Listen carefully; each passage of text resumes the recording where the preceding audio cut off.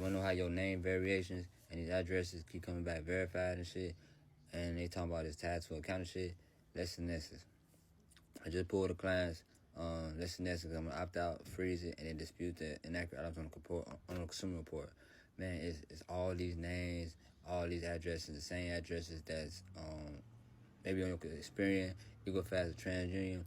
We know they don't conduct reasonable investigations. All they do is go to these secondary reporting companies, and then they see like, oh, it's on there. All right, boom, that's it. That's verified. That's their motherfucking investigation. So let's show you how to opt out, freeze, and then request your consumer report.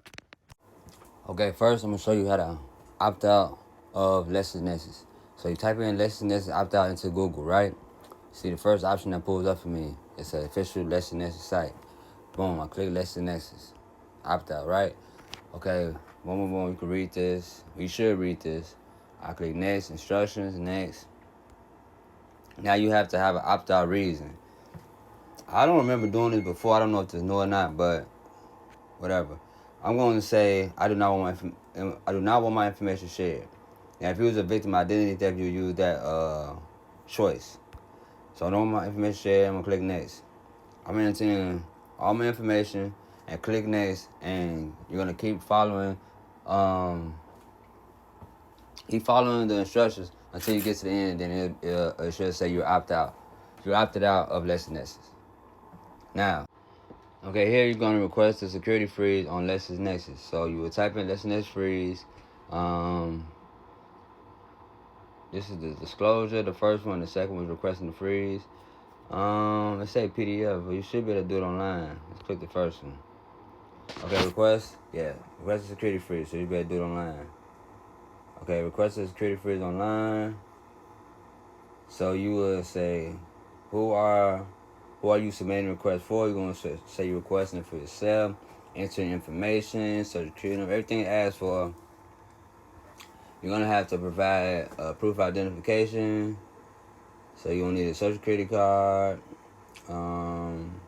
That's category 1. And in category 2, you're going to need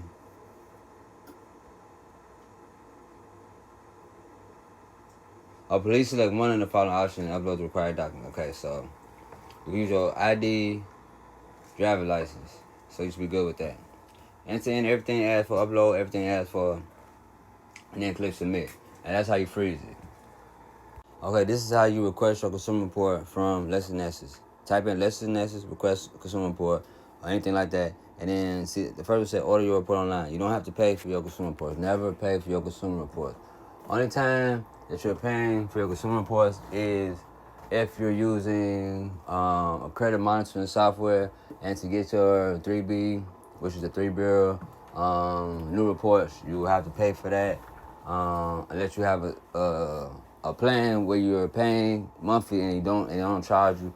But even if you have to pay for the 3B, the 3-bureau report.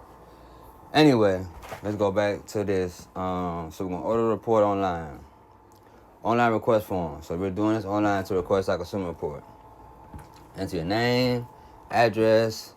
You're requesting a consumer disclosure report.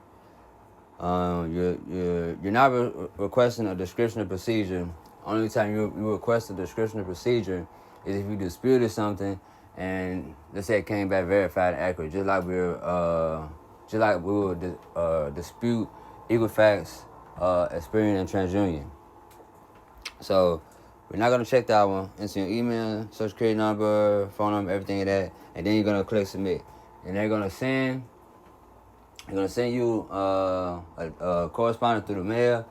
You're gonna have how they do it. They're gonna set you up with like a link and a PIN number. So you go to the link, enter the PIN number, and then you have access to your consumer report for 30 days. So you have to do it ASAP as soon as you get it.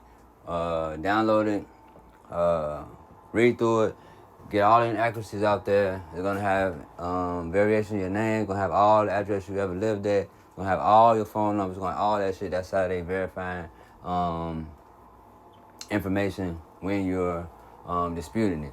I forgot the accounts they have. They might have listeners might have charge-offs, might have bankruptcies. I'm not sure. I forgot. to be honest. But you request it, go over it. Make sure you getting all the inaccuracies because it's gonna help you in your disputing process when you disputing against Equifax Experience TransUnion.